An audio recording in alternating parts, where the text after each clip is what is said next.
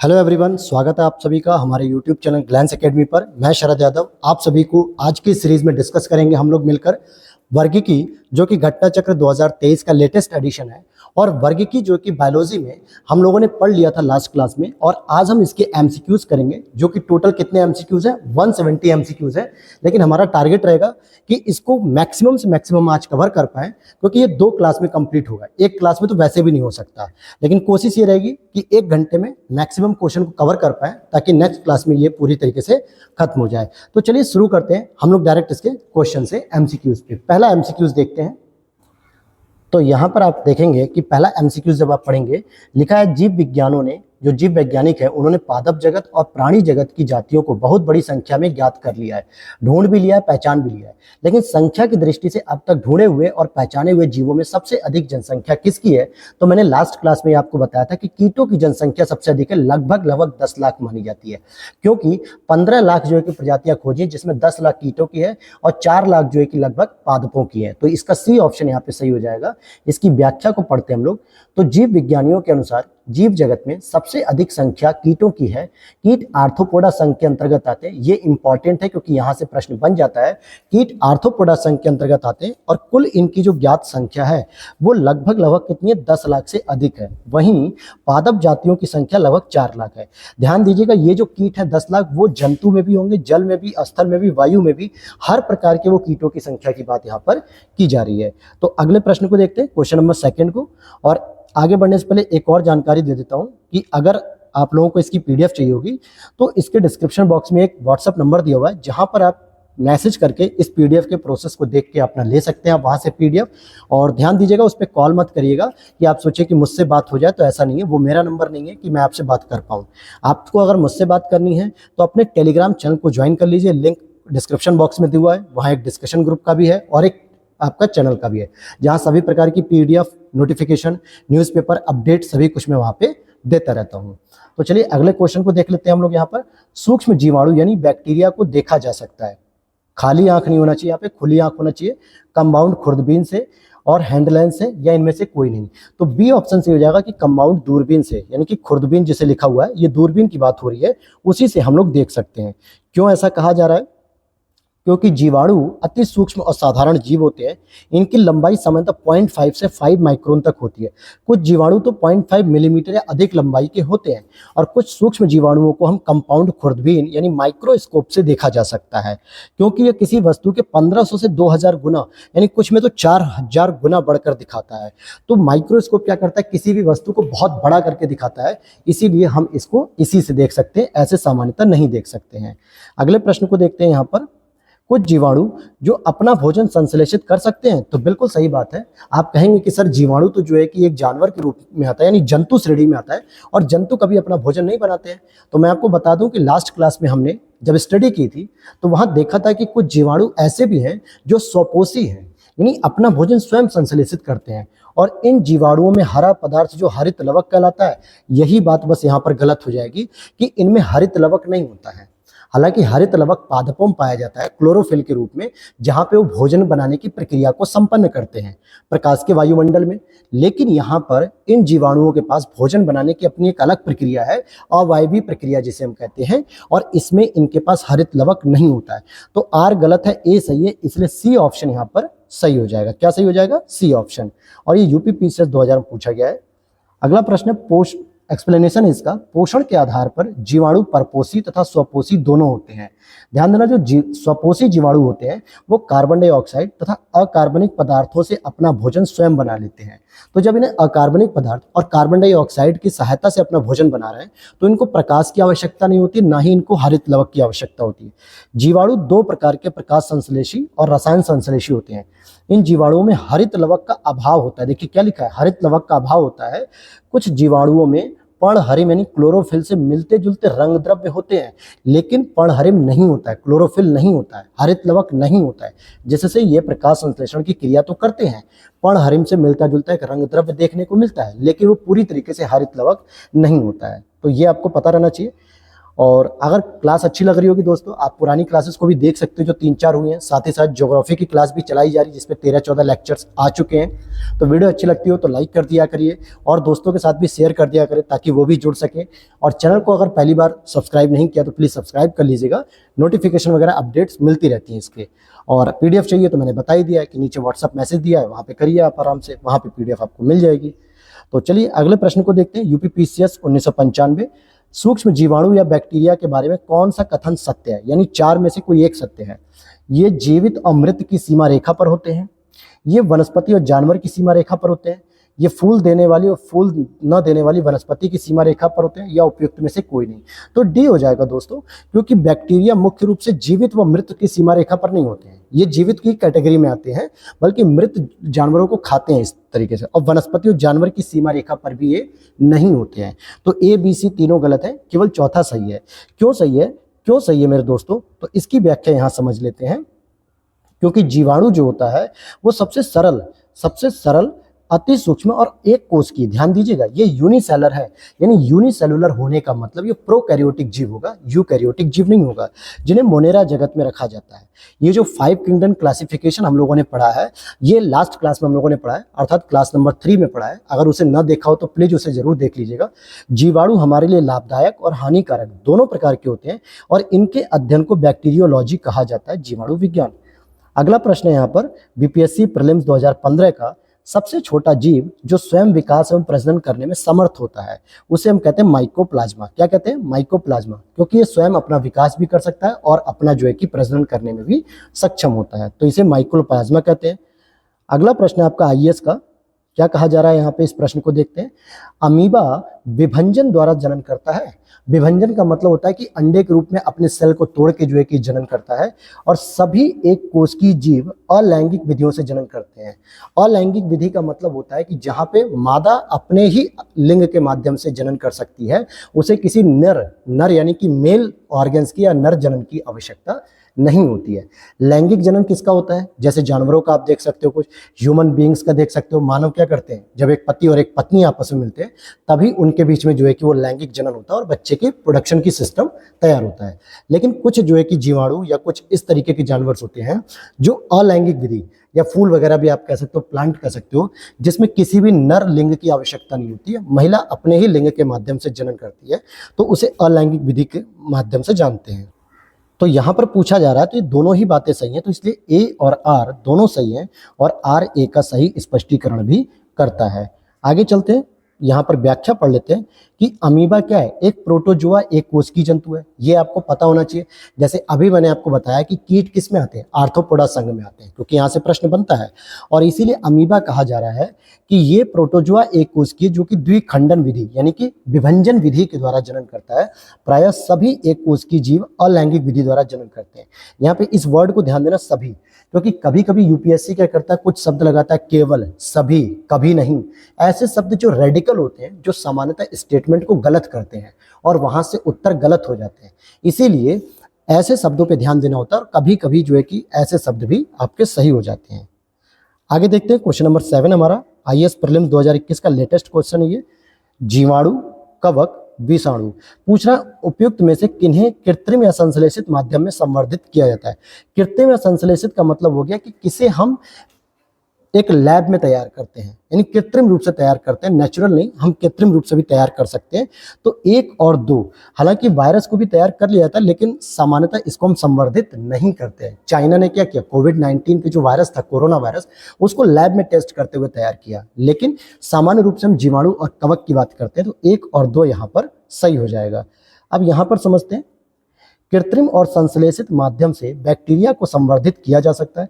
शोधकर्ताओं ने Escherichia collared bacteria के डीएनए का पुनर्लेखन भी किया है। कवक को भी कृत्रिम और संश्लेषित माध्यम से संवर्धित किया जा सकता है, जैसे पोटैटो डेक्स्ट्रोसेज एगर, सैबेरोड डेक्स्ट्रोज एगर। विषाणु में जो स्वयं की उपापचयी मशीनरी के अभाव में इन्हें कृत्रिम रूप से संवर्धित करना कठिन हो जाता है, क्योंकि ये फिर किसी और जीवाणु में, मतलब इस किसी ह्यूमन बॉडी में प्रवेश करके ही ये अपने आप को एक्टिव रख पाते हैं, खुले वायुमंडल में नहीं। अब हम अगले प्रश्न को देख लेते हैं। क्वेश्चन नंबर 8 है हमारा नेक्स्ट क्वेश्चन। गर्म रुधिर वाले जंतु वे होते हैं जो अपने शरीर के तापक्रम को, ये भी मैंने लास्ट क्लास में बताया है कि वार्म ब्लडेड किसे हम कहते हैं, जो वार्म ब्लडेड होते हैं, और जो कोल्ड ब्लडेड होते हैं उनमें क्या डिफरेंस होता है। तो देखिए, वार्म ब्लडेड का मतलब होता है वह जंतु या वह जानवर या वह व्यक्ति जो किसी भी परिस्थिति में अपने शरीर के अंदर के तापमान को बनाए रखते हैं, बराबर रखते हैं। जैसे हमें अगर आप ग्लेशियर की तरफ भेज दीजिए, पहाड़ों में भेज दीजिए या रेगिस्तान में भेज दीजिए, तो ऐसा नहीं है कि हम पहाड़ों में गए तो हमारे बॉडी का टेम्परेचर जो 37 डिग्री से नीचे आके या 98 डिग्री फ़ारेनहाइट से नीचे उतर के माइनस में चला जाए, ऐसा तो नहीं होता है। या हम रेगिस्तान में चले गए तो बहुत अंदर हमारे हीट हो गई, आप टेम्परेचर से बॉडी को नापेंगे तो उतना ही रहेगा। तो ये होते हैं गर्म रुधिर वाले। जबकि कोल्ड ब्लडेड क्या होते हैं, शीत रुधिर वाले। इनका समय के साथ अगर हम ग्लेशियर या पहाड़ों में छोड़ दें ठंडे क्षेत्र में तो इनका टेम्परेचर घट जाएगा, समुद्र के नीचे छोड़ दोगे इनका टेम्परेचर घट जाएगा, रेगिस्तान में छोड़ोगे इनका टेम्परेचर बढ़ जाएगा।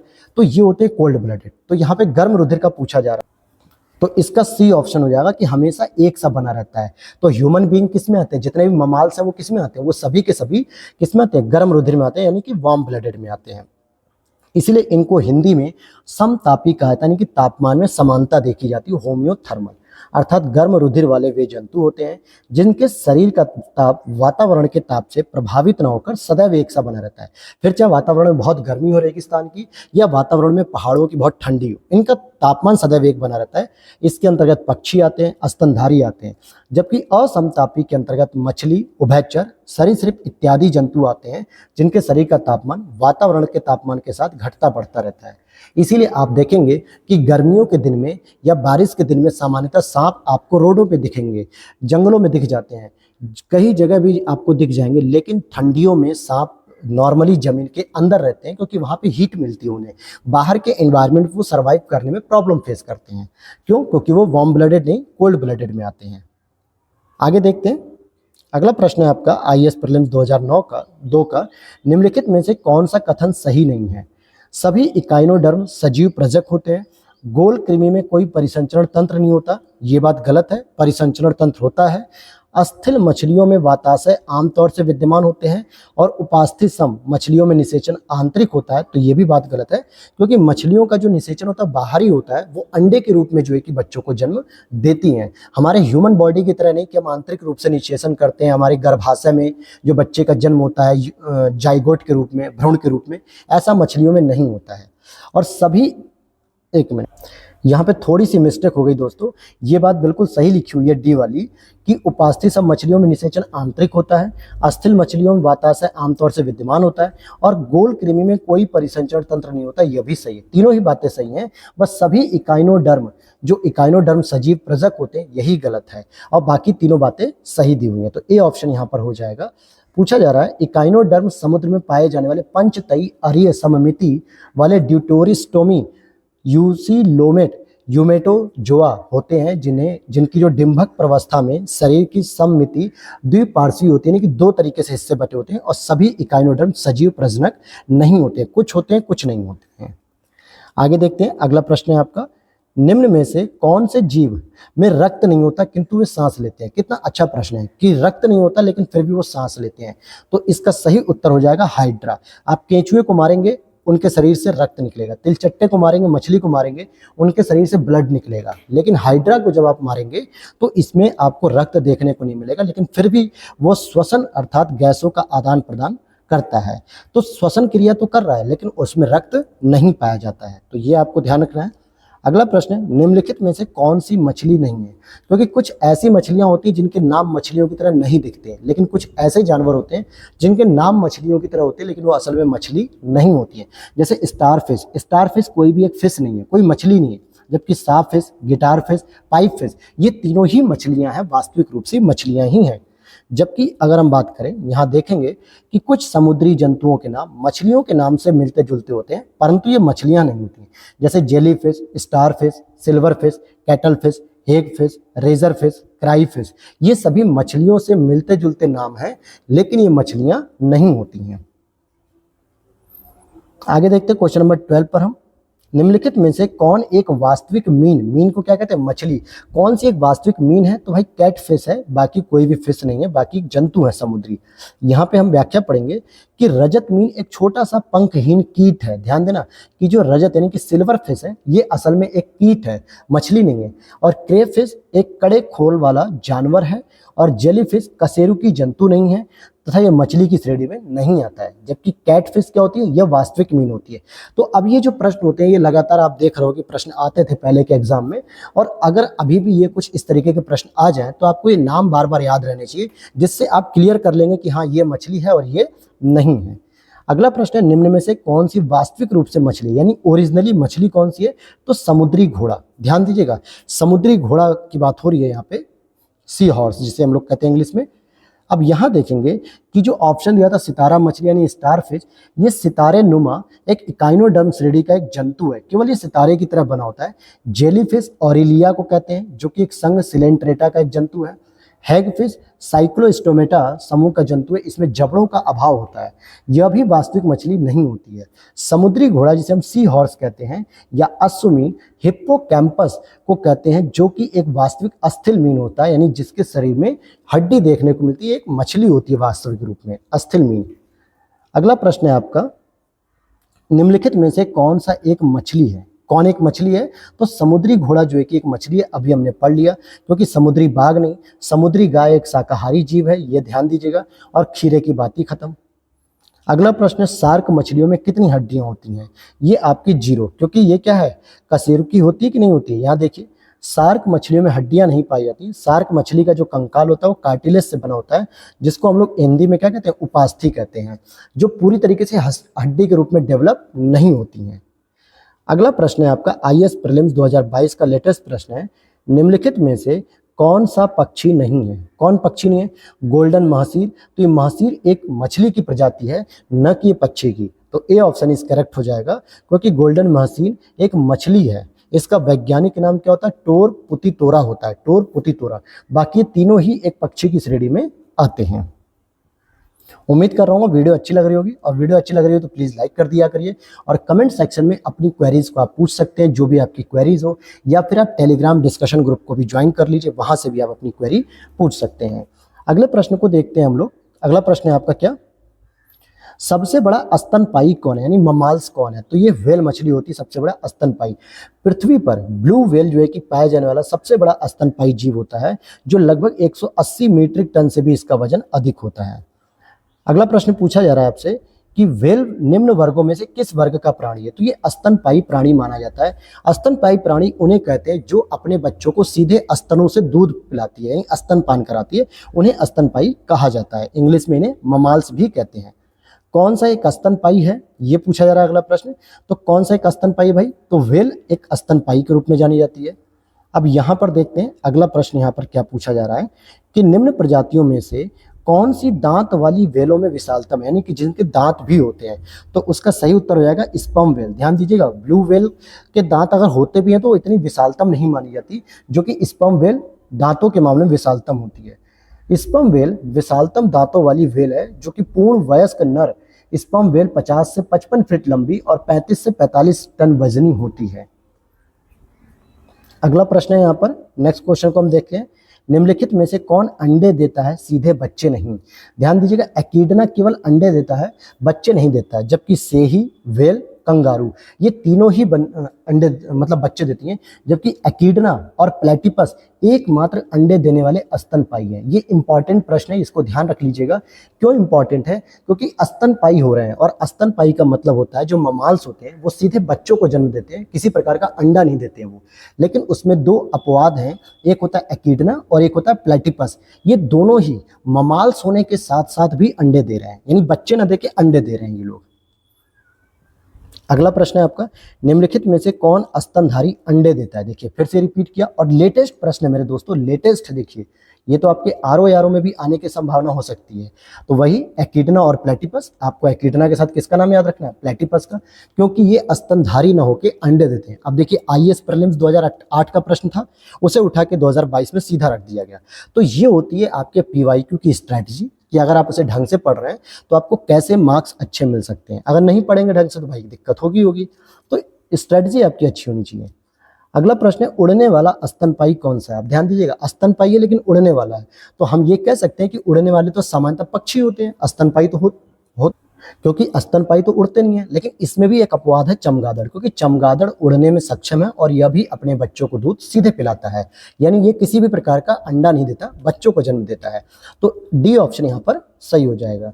चमगादड़ आकाश में उड़ने वाला एक स्तनधारी प्राणी है। यह पक्षी वर्ग में नहीं आता है। यह पूर्ण रूप से निशाचर प्राणी है। यह एकमात्र ऐसा स्तनधारी है जो केवल उड़ सकता है। जैसे अभी हमने एकिडना और प्लेटिपस को पढ़ा कि ये एकमात्र ऐसे दो स्तनधारी हैं जो कि अंडे देते हैं, बच्चे नहीं। उसी तरीके से चमगादड़ भी केवल उड़ सकता है और एकमात्र ऐसा स्तनधारी है। इसके अग्रबाहु पंख में परिवर्तित हो गए हैं, जिसमें देखने में झिल्ली के समान लगते हैं, और त्वचा की यह झिल्ली गर्दन के साथ हाथ की उंगलियों तथा शरीर के पार्श्व भाग से होती हुई पूंछ तक चली जाती है, जो कि एक पंख का निर्माण करती है, और इस पंख के सहारे ही यह उड़ने में सक्षम होते हैं। अगला प्रश्न है आपका, निम्नलिखित में से उड़ने वाले जीवों में से कौन पक्षी वर्ग में नहीं आता? क्योंकि पक्षी वर्ग में सामान्यतः उड़ने वाले जीव होते हैं, लेकिन चमगादड़ आपका उड़ते हुए भी पक्षी में नहीं आता, बल्कि यह किसमें आ जाएगा? स्तनपायी में आ जाएगा या स्तनधारी में। अगला प्रश्न है, निम्नलिखित जंतुओं पर विचार करते हैं, और चलिए विचार करना हम लोग शुरू कर देते हैं। समुद्री गाय, समुद्री सिंह और समुद्री घोड़ा, इनमें से कौन से स्तनधारी हैं?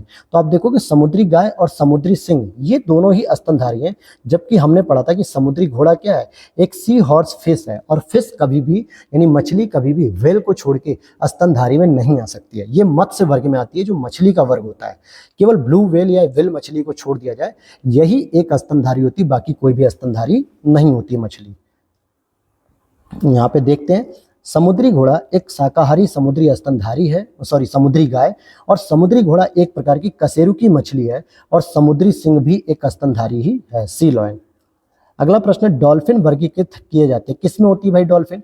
मत्स्य वर्ग में आएगी, सरीसृप में, या उभयचर में, या स्तनी में? तो डी ऑप्शन हो जाएगा, ये स्तनी में आती है। डॉल्फिन मछली भी स्तनधारी में आती है। यह एक जलीय जंतु है जिसे स्तनी वर्ग अर्थात ममेलिया के गण सिटेसिया में रखा गया है। यह एक अत्यंत ही बुद्धिमान जंतु है, जिसका शरीर धारा रेखित होता है। इनके मादा में चुचुक उपस्थित होते हैं, और गंगा नदी में पाए जाने वाली डॉल्फिन को राष्ट्रीय जलीय जीव घोषित किया गया। जो डॉल्फिन गंगा नदी में पाई जाती है, वैसे तो चंबल नदी में भी पाई जाती है डॉल्फिन, लेकिन चंबल से ज्यादा जब गंगा नदी में पाई जाने वाली होती है, वो ज्यादा स्वच्छ पानी में रहती है। अगर ये किसी गंगा के क्षेत्र में नहीं देखने को मिले, तो इसका मतलब वहां का पानी खराब है, गंदा है, अशुद्ध है, क्योंकि डॉल्फिन की पहचान ही है कि वो शुद्ध पानी में देखने को मिलती है। अगर जिस जगह आपको गंगा नदी में डॉल्फिन नदी देखने को मिल जाए, तो ये समझिए उस क्षेत्र का गंगा नदी का पानी क्या है? बहुत ही शुद्ध और स्वच्छ है। आगे देखते हैं।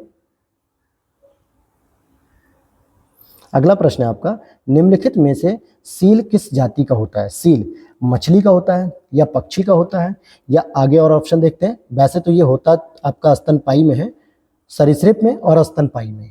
तो डी ऑप्शन हो जाएगा आपका स्तनपायी में। आगे यहाँ पे देखते हैं, सील या फोका जिसे हम कहते हैं, यह एक स्तनपायी यानी ममाल्स जंतु है, जो गण कार्निवोरा के अंतर्गत आता है। यह एक जलीय चुस्त एवं शक्तिशाली स्तनधारी जंतु है, जो कि मांसाहारी होता है। शिकार करने के लिए इसमें नुकीले कैनाइन दांत पाए जाते हैं, तथा तैरने के लिए चप्पू या फ्लिपर्स उपस्थित होते हैं इसमें। फिर आगे देखते हैं, एम्फीबिया की अगर हम बात करें, तो एम्फीबिया बताता है क्या? बहुत तेजी से चलने वाली नावों को, केवल जल में ही रह सकने वाले पशुओं को, केवल स्थल पर ही रह सकने वाले पशुओं को, या जल और स्थल दोनों पर ही रहने वाले पशुओं को। तो सामान्यतः डी ऑप्शन इसका सही होगा। जैसे एक ऑप्शन में आपको बता दूं, मेंढक। मेंढक क्या होता है? सबसे बड़ा एम्फीबियन माना जाता है, क्योंकि ये जल में भी रहता है और स्थल खंड पे भी रहता है। वर्षा ऋतुओं में ये क्या करता है? जल से बाहर आ जाता है, क्योंकि उस समय जल का स्तर बहुत बढ़ जाता है, तो इसे डूबने के खतरे से ये क्या करता है? बाहर आ जाता है। और अक्सर आपको बारिश के मौसम में तटीय क्षेत्रों में, झीलों में, तालाबों के आसपास, नदी के आसपास मेंढक देखने को मिल जाएंगे। लेकिन गर्मी में क्या करता है? ये पानी के अंदर चला जाता है, वहां पे अपनी बॉडी को नॉर्मल रखता है। तो ये चीज हो गई। अब यहाँ पे समझ लेते हैं, एम्फीबिया यानी एम्फीबियन अर्थात उभयचर वर्ग के अंतर्गत ऐसे जंतु आते हैं जिनका शरीर जलीय और स्थलीय दोनों प्रकार के जीवन के लिए उपयोजित होता है। ये जंतु असमतापी होते हैं, यानी कि कोल्ड ब्लडेड होते हैं, जिनके शरीर का तापमान वातावरण के अनुसार घटता बढ़ता है। यहाँ पे देखिए एग्जाम्पल, मेंढक मैंने बताया और टोड ये हो गया। तो टोड तो खैर मैं भी नहीं जानता हूँ, मेंढक तो सभी लोग जानते हैं, तो मेंढक हो गया। अगला प्रश्न है यहाँ पर, क्वेश्चन नंबर हम नेक्स्ट देखते हैं 29। निम्नलिखित में से कौन सा जीव अपनी त्वचा से सांस लेता है? भाई त्वचा से सांस कौन लेता है? मेंढक लेता है, ध्यान देना। तो सी ऑप्शन हो जाएगा मेंढक। अब यहाँ पर पढ़ लेते हैं कि क्यों ऐसी बात है। तो देखते हैं, मेंढक उभयचर वर्ग का एक जंतु है जो पानी और जमीन दोनों पर रह सकता है। यह शीत रक्त यानी कि कोल्ड ब्लडेड वाला जो है कि प्राणी है, जो वातावरण के अनुसार अपने शरीर का तापमान घटाते बढ़ाते रहते हैं। मेंढक की त्वचा उच्च पारगम्य होती है, जिससे होकर ऑक्सीजन और कार्बन डाइऑक्साइड गुजर सकती है। इस अद्वितीय विशेषता के कारण मेंढक अपनी त्वचा से सांस लेते हैं और स्थल पे एक वयस्क मेंढक अपने फेफड़ों द्वारा श्वसन करता है। यानी एक बड़ा हो गया मेंढक जो कि जिसकी उम्र ज्यादा हो गई, जब वो स्थल खंड पे आता है तो वो अपने फेफड़ों के माध्यम से क्या करता है, सांस लेता है। अगला प्रश्न है, मेंढक कोल्ड ब्लडेड एनिमल है, ये बात सही है कि गलत है? तो अभी हमने पढ़ा कि ये बात बिल्कुल सही है, क्योंकि ये कोल्ड ब्लडेड यानी कि शीत जो होता है ना, शीत ब्लड, उसके अंतर्गत आता है। और ये सामान्यतः असमतापी होते हैं, जिनके वातावरण के प्रभाव से शरीर का तापमान बदल जाता है, जैसे सांप हो गया, मगरमच्छ, मछली, कीट, गिरगिट, छिपकली, ये सभी इसमें आते हैं। अगले प्रश्न को देखते हैं, क्वेश्चन नंबर 31 को। तो क्वेश्चन नंबर 31 को हम लोग देखते हैं, मेंढक के कायांतरण में पिछली टांगें समाप्त हो जाती हैं, खाने की प्रक्रिया धीमी हो जाती है, त्वचा खुरदुरी हो जाती है या आंत छोटी हो जाती है। ये मेंढक के कायांतरण का मतलब क्या है? जैसे जैसे मेंढक की उम्र बदलती जाती है, बढ़ती जाती है, वैसे वैसे उसकी शारीरिक संरचना में परिवर्तन होता है। तो सबसे बड़ा परिवर्तन क्या होता है कि उसकी आंत छोटी हो जाती है। क्या हो जाती है? उसकी आंत छोटी हो जाती है। कैसे, इसको समझते हैं। अधिकतर टैडपोल मुख्यतः शाकाहारी होते हैं तथा वे मुख्यतः शैवाल और जलीय पौधों का ही भक्षण करते हैं। परंतु जब टैडपोल विकसित होकर वयस्क मेंढक बन जाते हैं तो उनकी आंतें छोटी हो जाती हैं, जो मांसाहारी भोजन पचाने में सहायक होती हैं। क्योंकि मैं आपको साइंस में जब पढ़ा रहा हूँ आगे आंत वाले चैप्टर या पाचन वाले चैप्टर, तो उसमें बताऊंगा कि जो शाकाहारी व्यक्ति होते हैं उनके पाचन की प्रक्रिया मांसाहारी व्यक्तियों से ज़्यादा बड़ी होती है। तो बहुत सारे लोगों में ये मिसकंसेप्शन रहता है ना कि अगर हम मांसाहारी व्यक्ति हैं तो हमारा खाना लंबे समय में पचेगा, हमें दिक्कत होगी। तो ऐसा नहीं है। मांसाहारी व्यक्तियों का जो भोजन होता है वो छोटी आंत में ही पच जाता है, जबकि जो शाकाहारी जानवर होते हैं या व्यक्ति होते हैं, मनुष्य होते हैं, उनका खाना छोटी आंतों में ना पच के बल्कि छोटी आंत से निकल के बड़ी आंत में पहुंच के पचता है। तो इसीलिए शाकाहारियों का खाना पचने में थोड़ा ज़्यादा टाइम लगता है मांसाहारियों की अपेक्षा। अगला प्रश्न देखते हैं 32 नंबर पे। गेवियलिस जिसको हम कहते हैं घड़ियाल जो है कि बहुतायत पाए जाते हैं। तो कहाँ पे पाए जाते हैं? गंगा में। हालांकि गंगा के साथ साथ चंबल नदी में भी पाए जाते हैं। और घड़ियालों का तो जो है कि चंबल को स्थान गृह भी माना जाता है, लेकिन यहाँ पे ऑप्शन चंबल नहीं है तो हम गंगा को ही मान लेंगे, क्योंकि आगे चल के यही नदी यमुना से, जो चंबल नदी है यमुना की सहायक नदी है और यमुना आगे चल के गंगा नदी की सहायक है। तो घड़ियाल गंगा में अत्यधिक मात्रा में पाए जाते हैं। बांग्लादेश, भारत, नेपाल में ये अधिकांश मात्रा में पाए जाते हैं। अगला प्रश्न आपका, नृशंस प्राणी कौन है? नृशंस प्राणी कौन है? पेंगुइन, व्हेल, कछुआ, ऑटर। तो ऑटर होता है आपका नृशंस प्राणी। ऊदबिलाव या ऑटर, इसका हिंदी में नाम होता है ऊदबिलाव। यह एक नृशंस प्राणी है जो कि स्तनधारी जंतु है। व्हेल का शरीर धारा रेखित होता है। इसकी त्वचा इसकी त्वचा के नीचे क्या होता है? वसा का एक मोटा अस्तर जो ब्लबर शरीर को ताप रोधक का कार्य करता है। अगला प्रश्न है आपका यहाँ पे, निम्नलिखित प्राणियों पर विचार कीजिए। और हम लोग विचार करना शुरू करते हैं। जैसे जाहक है, सैलमूसक है, व्रजसल्क है। अब पूछा जा रहा है निम्नलिखित में से कौन सा या कौन से जीव परभक्षियों द्वारा पकड़े जाने की संभावना को कम करने के लिए स्वयं को लपेटकर अपने सुभेद्य अंगों की रक्षा करते हैं। मतलब ये कह सकते हो कि कौन से ऐसे जीव हैं इन तीनों में से जिनको ये डर लगता है कि अगर हमें कोई पकड़ लेगा तो इस वजह से वो अपने शरीर की संरचना को क्या करते हैं? परिवर्तित कर लेते हैं या आपस में लपेट के छोटा कर लेते हैं अपने शरीर को। तो आपने पेंगोलिन को देखा ही होगा, इसका ऑप्शन तो होना ही चाहिए। प्लस जो है कि हेजहॉग। ये 2021 का प्रश्न है और इसका डी ऑप्शन इज करेक्ट हो जाएगा, 1 और 3। तो आइए इसकी व्याख्या को भी देख लेते हैं। यहाँ पे लिख रहा है कि जाहक छोटे स्तनधारी कशेरुकी होते हैं। जब ये डरते हैं तो दुश्मन से अपनी रक्षा हेतु स्वयं को एक गेंद की भांति मोड़ लेते हैं, गोल हो जाते हैं, जिससे इनकी त्वचा पर बने सल्क कांटे के रूप में परिवर्तित हो जाते हैं और ये अपनी रक्षा कर सकें, ताकि कोई अगर पकड़ेगा तो पहले उसके हाथ में कांटा ही चुभेगा। और पेंगोलिन भी अपनी सुरक्षा अपने शरीर पर बने सल्कों के माध्यम से करते हैं, अर्थात कि कांटों के माध्यम से। पेंगोलिन की तो अक्सर आपने रील्स वगैरह, वीडियो वगैरह देखी होगी। अगर नहीं देखा तो आप यूट्यूब पे सर्च कर सकते हैं या गूगल पे डाल सकते हैं पेंगोलिन के बारे में, तो वहां से आपको पता चलेगा। अगला प्रश्न है, निम्नलिखित में से श्वान उपजातियों में कौन भौंकने में असमर्थ है? अब देखिए, श्वान का मतलब होता है कुत्ता, और कुत्ते की तो मुख्य विशेषता ही होती है कि उसका दहाड़ना, बोलना, भौंकना। लेकिन यहाँ पे तो कह रहा है कि कौन सी ऐसी प्रजाति है कुत्ते की जो भौंकता ही नहीं है। लेब्राडोर बिल्कुल, अल्सेशियर और अल्सेशियन और डाल्मेशियन, ये सभी भौंकते हैं, लेकिन डिंगो नहीं। डिंगो नहीं। डिंगो व बजेंसी श्वान की वे उपजातियां हैं जो सामान्य कुत्तों की तरह न भौंक कर एक तरह की आलाप की ध्वनि उत्पन्न करते हैं, आलाप की, ये भौंकते नहीं हैं। अगला प्रश्न है आपका, प्रायः जो भालू गलियों में तमाशा दिखाता है वह कौन सा होता है? रीछ भालू या भूरा या सूर या बिलार? तो ए ऑप्शन हो जाएगा, उसे हम रीछ भी कहते हैं, जो गलियों में जो मदारी वगैरह होते हैं ना, बंदर और भालू के साथ खेल दिखाते हैं अक्सर। अब तो खैर भालू के साथ खेल देखने को ही नहीं मिलता है, बहुत पहले मैंने भी एक बार देखा था, लगभग हो गया होगा 15-16 साल पहले, तो वो भालू जो है कि रीछ की तरह ही थे। अगला प्रश्न है यहाँ पे यूपी पीसीएस मेंस 2017 का, निम्नलिखित जानवरों में से कौन सा एक जानवर नहीं है जिसे थोड़ा सफलतापूर्वक भाषा का उपयोग करना सिखाया गया है? ये हो जाएगा कुत्ता। निम्नलिखित जानवरों में से कौन सा एक जानवर नहीं है जिसे थोड़ा सफलतापूर्वक भाषा का उपयोग करना सिखाया गया है? तो वो है कुत्ता। बाकी आप देखेंगे वनमानुष, तोता और डॉल्फिन ही ऐसे जीव हैं जिन्हें कुत्ते की तुलना में कहीं अधिक भाषा का प्रयोग अर्थात संकेतों को समझना और परस्पर प्रेषित करना सिखाया जाता है। क्योंकि हम तोते को सिखाते हैं बहुत सारी चीज़ें, मिट्टू करके नाम बोलते हैं, किसी का नाम सेंटेंस जो है कि उसे सिखा देते हैं तो उस सेंटेंस को बोलने लगता है। डॉल्फिन, वनमानुष, तो ये सभी लोग जो है कि इसमें आते हैं। अगला प्रश्न है आपका 38, निम्न में से कौन सा गुण मनुष्य को अन्य सभी वानर के गुणों से पृथक करता है? जानने की इच्छा प्रकट करना, जो मनुष्य को अन्य वानरों से अलग करता है। घ्राण शक्ति का अल्प विकसित होना, विपरीत अंगूठे, ठोड़ी का बाहर निकलना। तो देखिए, जानने की इच्छा प्रकट करना, वानरों के पास जो है कि सूंघने की शक्ति भी कम होती है, उनके अंगूठे भी अपोजिट होते हैं और ठोड़ी का बाहर निकलना उनका भी होता है। लेकिन मनुष्य वानर से किस बेस पे अलग होता है? तो जानने की इच्छा प्रकट करने के बेस पे ही वो अलग होता है।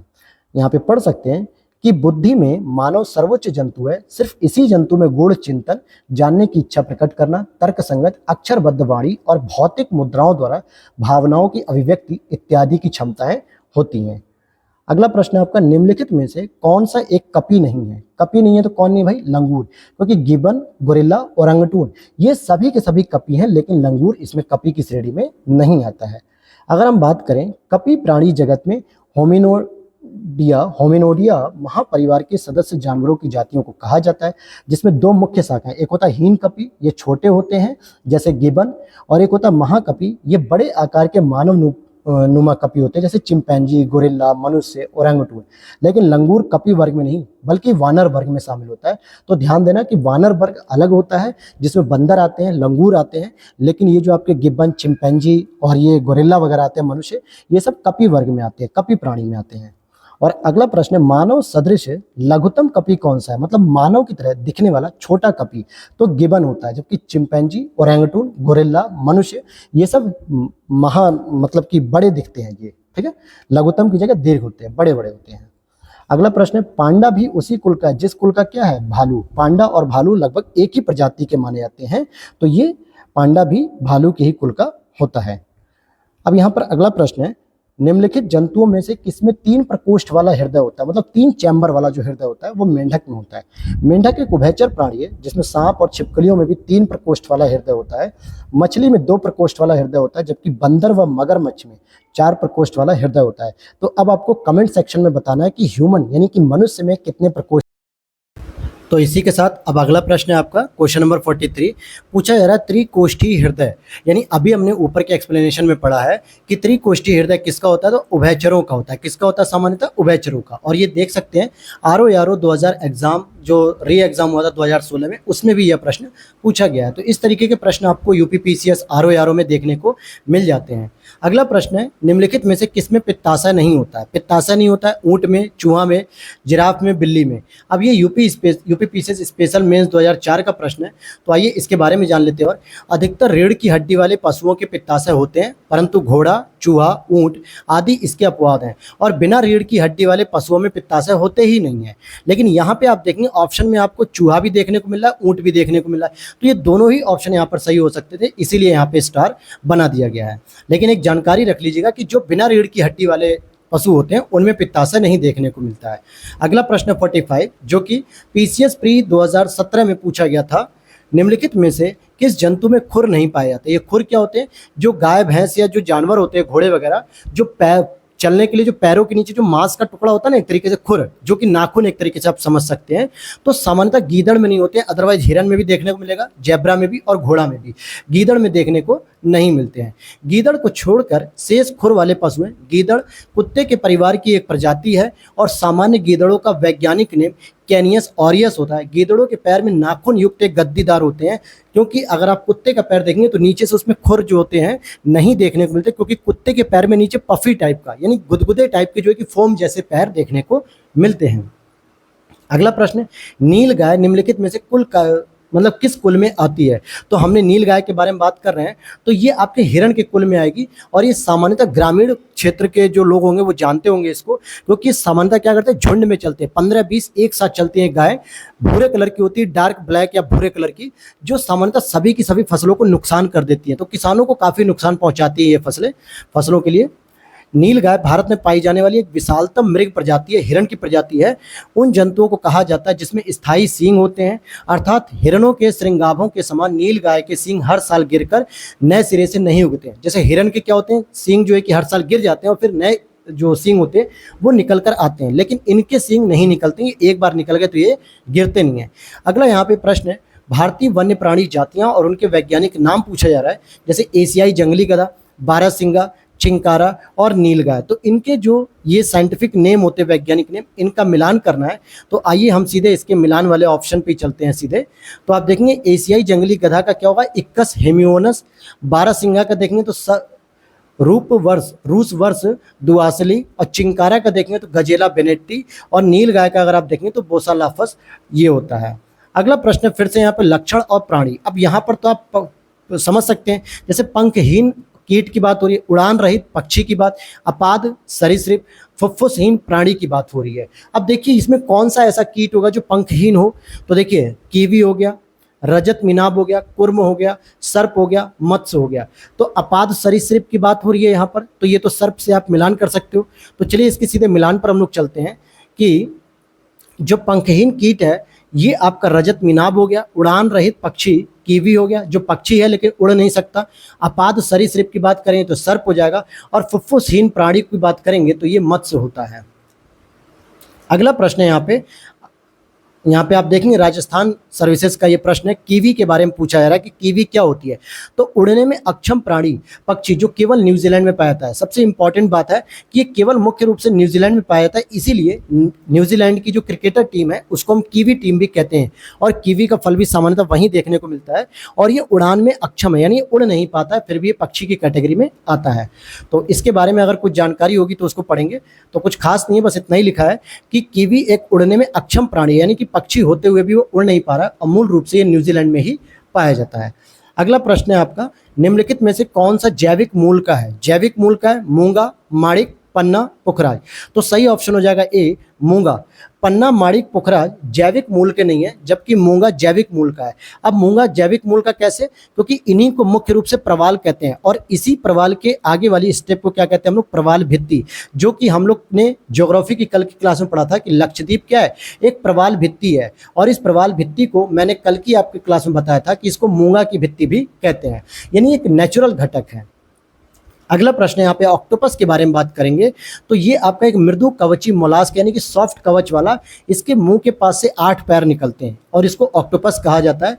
ऑक्टोपस एक क्या होता है? मृदु कवच का जंतु होता है, मृदु कवची, जिसे डेविल फिश के नाम से भी जानते हैं। कौन सी फिश के नाम से? Devil fish. यह एक सेफेलोपोलड या सिफेलोपोड मोलास्क है जिसमें 8 मुखी भुजाएं होती हैं। इसके सिर में मुख तथा 2 बड़े नेत्र पाए जाते हैं। इसके अलावा इसकी भुजाओं पर 2 पंक्तियों में चूसक भी पाए जाते हैं। सबसे बड़ा अकशेरुकी है। क्या होता है सबसे बड़ा अकशेरुकी? लेकिन अकशेरुकी का मतलब होता है, सबसे पहले आपको ये समझना चाहिए कि जिसमें रीढ़ की हड्डी नहीं पाई जाती, रीढ़ की हड्डी नहीं पाई जाती। तो स्क्विड, ध्यान दीजिएगा, स्क्विड जो है, कोलोसल स्क्विड सबसे बड़ा अकशेरुकी है। यह अधिकतम 12 से 14 मीटर लंबा हो सकता है, यानी कि काफ़ी बड़ा जो है कि ये देखने में होगा। अगला प्रश्न है आईएएस प्रीलिम्स 2014 का, कौन सा एक जीव अन्य तीनों जीवों के वर्ग का नहीं है? जैसे केकड़ा, बिच्छू, बरूथी, मकड़ी।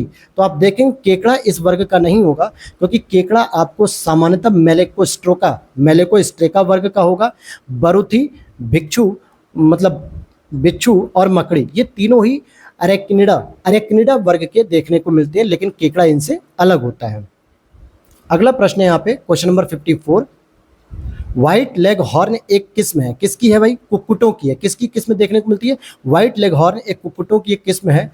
मैं कोशिश करता हूं कि इसमें 75 प्रश्न तक हम लोग सॉल्व कर पाएं, ताकि वीडियो ज़्यादा लंबी भी ना हो और 75 प्रश्न आपके हो जाए। और फिर से आपको बता दूं कि अगर इसकी पीडीएफ चाहते हैं आप, तो आप डिस्क्रिप्शन बॉक्स में व्हाट्सअप मैसेज नंबर दिया हुआ है, उस पर मैसेज देकर आप वहां से पीडीएफ को अवेलेबल कर सकते हैं। अगला प्रश्न है यहाँ पर, टिक और माइट वास्तव में होते हैं, क्या होते हैं ये? तो ये मकड़ी वंशी होते हैं, मकड़ी वंशी होते हैं टिक और माइट।